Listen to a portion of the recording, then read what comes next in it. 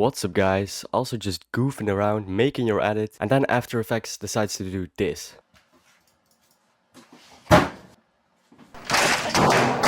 Well, here are 5 tricks to boost your After Effects performance, and why it's probably your fault, or it could also be your so-called NASA PC, but nonetheless, let's get right into trick number 1. What I see many people do is spam effects, do all sorts of unnecessary stuff. For example, if you have deep glow, if you have RSMB, you add it as well. And then for example, you add a shake, and then you do it in a very unlogical order. Like for example, when you put your shake as the last effect, and it will lag out your After Effects so much, like it's crazy.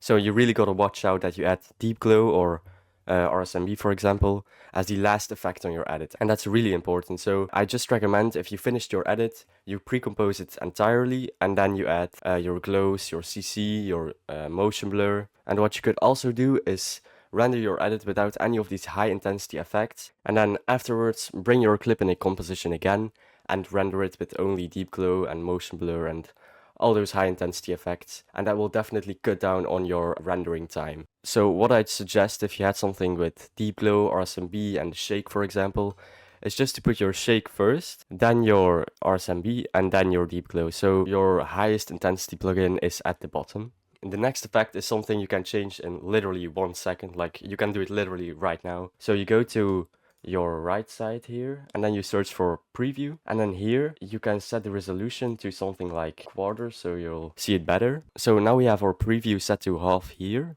and here it's set to quarter. So this one is set for when you're not playing through your preview. So now it's half, and if you put it at quarter, then you'll see that the resolution will get worse. And then this one here on the right side is for when you're playing through your preview. So if you play, you'll see that it gets less resolution.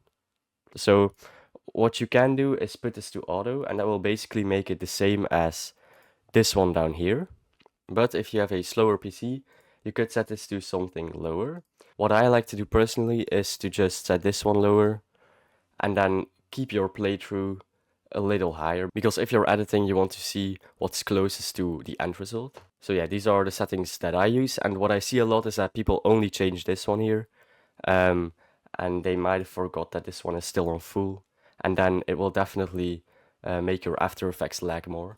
Alright, the next thing is adaptive resolution, and you've probably already seen this. So if you go to edit and then preferences and then previews, you've probably seen all these YouTubers say stuff like, yeah, put this to 1/6 or 1/16 as I have it, and then do all these settings. But the most important thing is that most people won't even have this enabled. So it's all good that you have these settings, you can copy them if you want. But the most important step is to go down here to this icon with the lightning bolt, and then put it to adaptive resolution, because most people have this on off, and yeah, you're not using those settings at all. So just put it to adaptive resolution, and now you're using it. And for the people who are wondering what adaptive resolution does, so it's for when you have a clip and it has some effect on it, and then if you scroll through, you can see in the right corner adaptive resolution, and this makes sure that you can still see your footage while you're scrolling, but it will adapt the resolution because it still needs to load your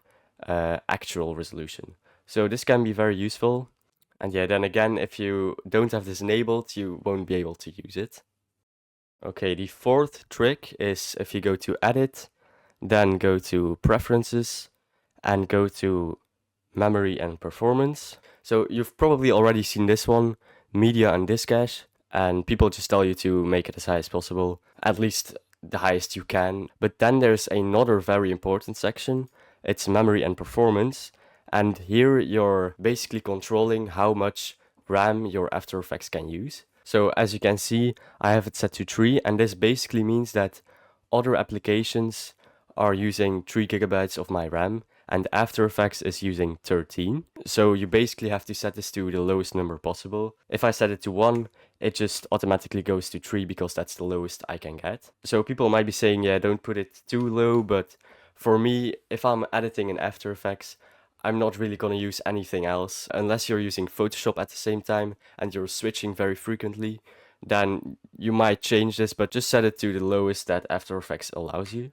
And then this setting here, enable multi-frame rendering, I have it set to enable because this setting just literally screams, why would you disable me? So just keep it enabled. It will basically speed up your rendering process, and that's only good. So I don't know why people would disable it. And this is for the newer versions. I think they released it in the 2022 update. So if you have a higher version than that, or the 2022 version, then you'll surely have this. And then you can set it to 10%. So this is basically kind of similar to this one here. So you're basically reserving 10% of your CPU power to other applications. So you're using 90% for After Effects rendering. And then the last trick, it's the most important one. And I still see so many people who don't know about this trick. So it's basically that you need to use the right clips for editing.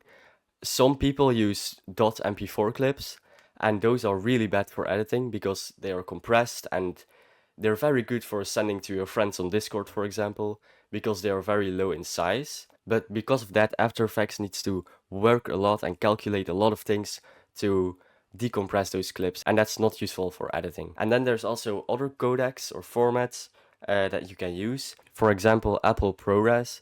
And that codec is not compressed, so it will be a higher file size, but After Effects won't have to do a lot of calculations, and you'll be able to edit way smoother. So what to do if you have a MP4 clip and you want to convert it to Apple ProRes, for example? You can just install an app called Shutter Encoder, and I'll leave a link down in the description. And I think it's free, but it's very good. So for example, if you have an MP4 clip like this one, as you can see it's 5 megabytes, you can just drag it in, and then you can go to here, and it literally has a category for it called editing codecs. So you can choose Apple ProRes, or I've also seen people use DNxHD. So I think the best one is Apple ProRes, and then leave it at 422, and then you can just click start function. So now it rendered our clip in a MOV format, and as you can see it's almost 100 megabytes right now, but After Effects won't have to decompress this clip, and it will make sure that you can edit faster. Alright, that's it. Hopefully these tips and tricks helped you, and if they did, make sure to subscribe and go down to the first link in the description